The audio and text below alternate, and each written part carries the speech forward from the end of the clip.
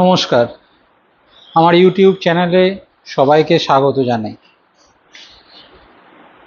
আগের দিনে যে ইউটিউবে ভিডিওটা দিয়েছিলাম সেইটারই কন্টিনিউটি বলতে পারেন। এটা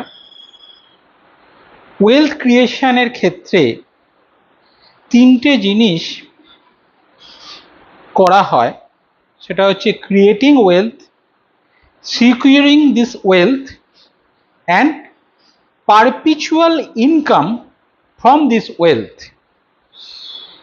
অনেকেরই ধারণা যে এটা একটা স্টেপ, প্রথমে ওয়েলথটাকে ক্রিয়েট করব, তারপরে সেই ওয়েলথটাকে সিকিওর করব, তারপরে সেই ওয়েলথটা থেকে পারপিচুয়াল ইনকাম তৈরি হবে। কিন্তু এটা সম্পূর্ণরূপে ভুল ধারণা। এই তিনটে স্টেপই ওয়েলথ ক্রিয়েশনের ক্ষেত্রে একই সঙ্গে করতে হবে। আপনি যদি মনে করেন বা আপনারা যদি মনে করেন যে এটা একটার পর একটা করব, তাহলে যেটা হবে যে এটার জন্য একটা বিস্তর সময় চলে যাবে।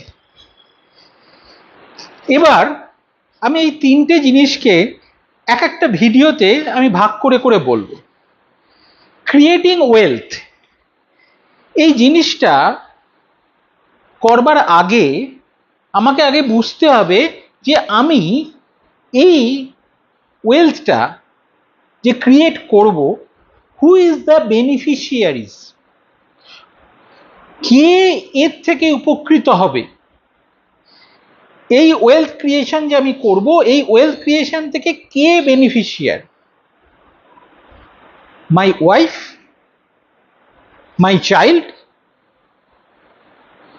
মেবি আমার ওয়াইফ হাইলি এডুকেটেড, সে তার বাড়ির যেসব কাজ করেন সেগুলোর কোনো মূল্য নেই।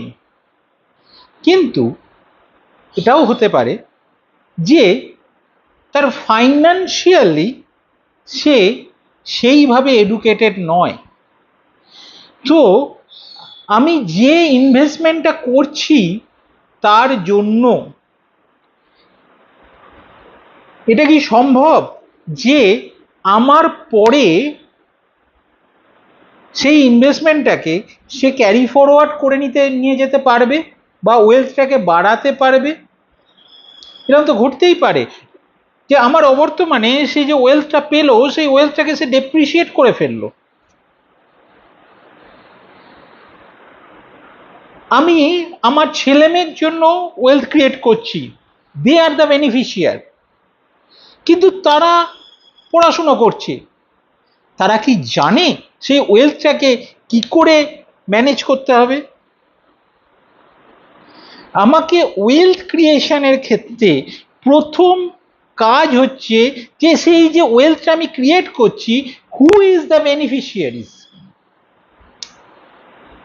সেটা আমাকে আগে ভাবতে হবে। তারপরে আমাকে ওয়েলথ ক্রিয়েশনটাকে নিয়ে সেইভাবে সাজাতে হবে।